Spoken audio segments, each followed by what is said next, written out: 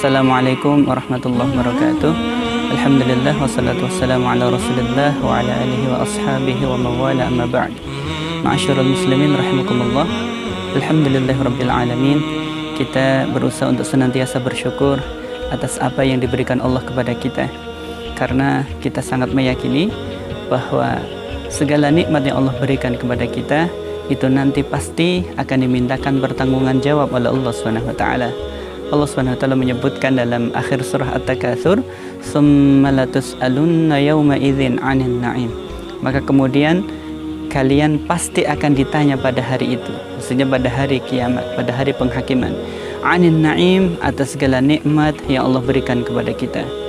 Sampai kemudian dalam hadis yang cukup masyhur, cukup terkenal, Rasulullah menyebutkan bahwa di hari kiamat nanti tidak akan bergerak kaki seorang hamba hingga dia ditanya tentang 4 perkara.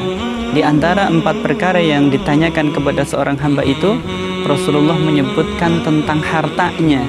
Ya. Dan untuk harta itu ada 2 pertanyaan, yaitu min aina iktasabahu wa fima anfaqahu. Ya, dari mana dia mendapatkan harta itu dan kemudian kemana dia menginfakkan atau mengeluarkan harta yang diberikan oleh Allah kepadanya. Ma'asyiral muslimin rahimakumullah. Oleh karena itu kita tidak boleh menganggap sepele, menganggap remeh urusan harta, urusan rezeki yang Allah berikan kepada kita. Dari mananya akan ditanya oleh Allah, apakah itu rezeki yang halal, rezeki yang didapatkan dengan cara yang baik gitu. Termasuk juga setelah kita mendapatkan rezeki itu, kemana kita mempergunakannya, membelanjakannya, itu juga akan ditanyakan oleh Allah Subhanahu wa taala. Maka ada banyak ayat di dalam Al-Qur'anul Karim terkait agar kita memperbanyak sedekah, mengeluarkan harta dari apa yang Allah rizkikan kepada kita. Misalnya saja yang cukup masyhur, Allah menyebutkan di dalam awal-awal surat Al-Baqarah, ya, ayat awal-awal itu ayat 1, 2, 3 dan seterusnya, Allah menyebutkan tentang ciri orang-orang yang bertakwa, hudan lil muttaqin, bahwa kitab itu Al-Qur'an adalah petunjuk bagi orang takwa.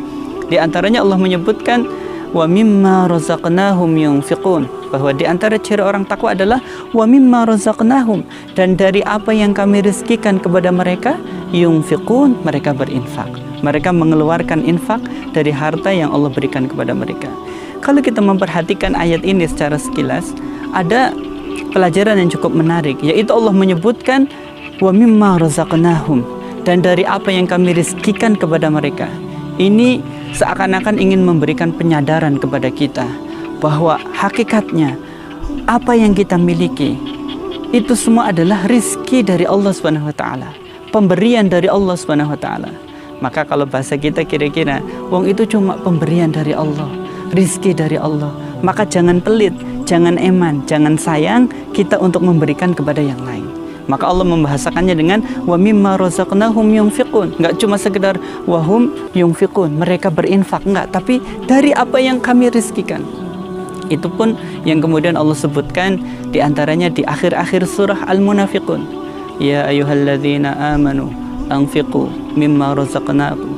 Ya wahai orang-orang yang beriman, berinfaklah dari apa yang kami rizkikan kepada kalian. Sampai ini yang sering dibahas nih. Ya, anfiqu mimma razaqnakum min qabli ayyatiya ahadakumul maut, sebelum datang kepada kalian kematian. Fayaqula rabbi laula akhartani ila ajalin qarib fa asaddaqa wa akum minas salihin. Ya, mereka mengatakan laula akhartani ila ajalin qarib, seandainya kami diberikan jeda waktu untuk hidup. Maksudnya jangan mati sekarang. Ini penyesalannya datang setelah mereka meninggal. Setelah mereka meninggal, mereka baru menyesal. Kemudian mengatakan, laula akhartani ila ajalin qarib, seandainya kami diberikan perpanjangan waktu untuk hidup di dunia, fa asaddaqa wa aku minas sholihin, niscaya aku akan bersedekah dan aku akan termasuk orang yang soleh. Jadi mereka menyesal tidak menyedekahkan hartanya itu setelah meninggal. Jadi itu di antara penyesalan umat manusia. Mereka mengumpulkan harta sampai ketika meninggal masih banyak sekali hartanya. Ternyata dan mereka lupa untuk berinfak, ternyata itu tidak membawa manfaat harta yang mereka kumpulkan. Coba kita bayangkan, andai kata kita punya harta yang banyak, ternyata kita belum sempat untuk mensedekahkannya, belum mengambil bagian dari harta itu kita sedekahkan. ternyata apa yang terjadi? Bisa jadi harta itu kita nggak ngerti akan dimanfaatkan oleh ahli waris kita. Itu hanya jadi harta warisan. Kalau ahli waris kita, misalnya anak kita, soleh, soleha, mungkin akan lain ceritanya. Bisa jadi mereka akan berinfak.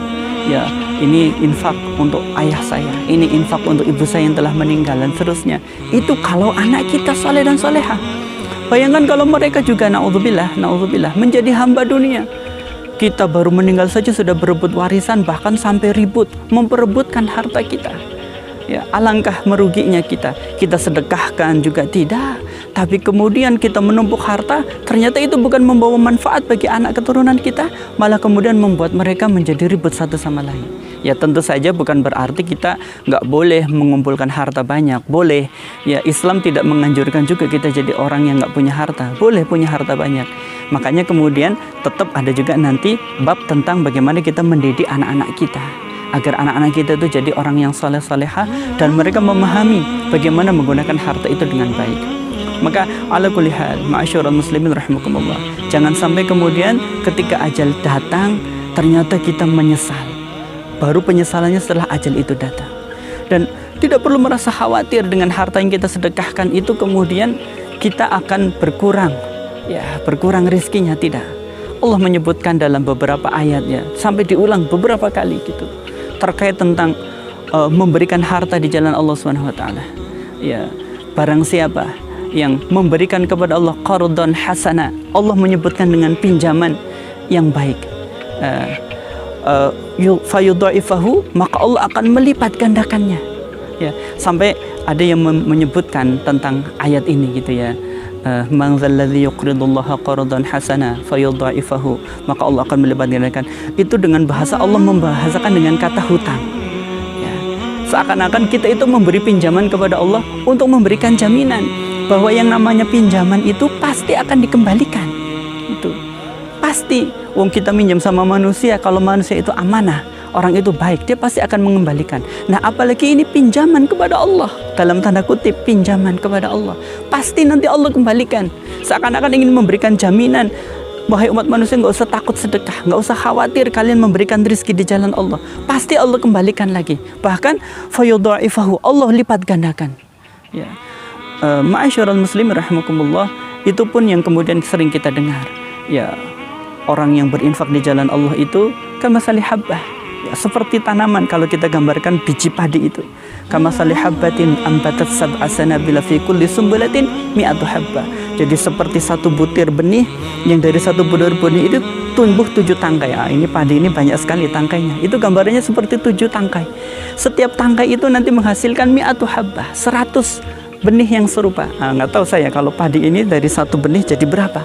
Tapi kalau sedekah dari satu benih, Allah menjanjikan menjadi 700 kali lipat. Mi'atu habbah, setiap benihnya, setiap tangkainya ada 100 benih. Bayangkan. Ya, tentu saja bisa jadi dalam bentuk yang banyak hal. Kita rajin bersedekah, rajin berinfak, Allah memberikan 700 kali lipatnya itu mungkin dalam bentuk kesehatan, dalam bentuk anak-anak kita jadi anak yang saleh-saleha, dalam bentuk rumah tangga kita dijadikan rumah tangga yang sakinah mawaddah warahmah, dalam bentuk pekerjaan kita lancar, dan seterusnya. Tidak serta-merta nanti bentuknya berupa materi, tidak. Kita sedekah 1 juta nanti diganti 700 juta misalnya, belum tentu. Tidak selalu bentuknya itu, mungkin bentuknya tadi. Maka ma'asyiral muslimin rahimakumullah, sekali lagi jangan merasa eman, merasa sayang dengan sedekah. Pasti nanti Allah memberikan ganti dan pasti akan dilipat gandakan oleh Allah Subhanahu wa taala. Itu di dunia. Itu di dunia. Terlebih lagi nanti pasti insya Allah di akhirat. Semoga Allah Subhanahu wa taala menjadikan kita menjadi orang-orang yang ringan tangan, orang-orang yang menjadi tangan di atas, al-yadul ulya, yang al-munfiqatu, yang rajin bersedekah, daripada al-yadus sufla, hiyas sa'ilah, tangan di bawah yang suka meminta. Karena sesungguhnya memberi lebih baik daripada meminta. Ma'asyiral muslimin rahimakumullah, Allah menyebutkan yamhaqullahu riba wa yurbis sadaqah. Allah akan menghapuskan keberkahan harta riba dan menyuburkan sedekah. Maka yakinlah bahwa sedekah itu menyuburkan harta kita, menyuburkan kebaikan keluarga kita, menyuburkan kesolehan anak-anak kita, menyuburkan kebaikan kita dalam urusan rumah tangga, dalam pekerjaan, dalam lingkungan, dan dalam berbagai hal. Maka tidak perlu merasa berat hati untuk sedekah, karena pasti akan diberikan balasan yang lebih baik daripada yang kita keluarkan. Dan yakinlah, tidak ada orang yang menjadi jatuh miskin, menjadi kekurangan karena sedekah. Yang ada justru adalah Allah memberikan kelapangan hidup, kemudahan hidup, dikarenakan dia menjadi orang yang rajin sedekah. Demikian yang dapat saya sampaikan. Mohon maaf jika ada yang kurang berkenan, dan terima kasih atas segala perhatiannya. Saya akhiri, wabillahi taufiq wal hidayah. Wassalamualaikum warahmatullahi wabarakatuh.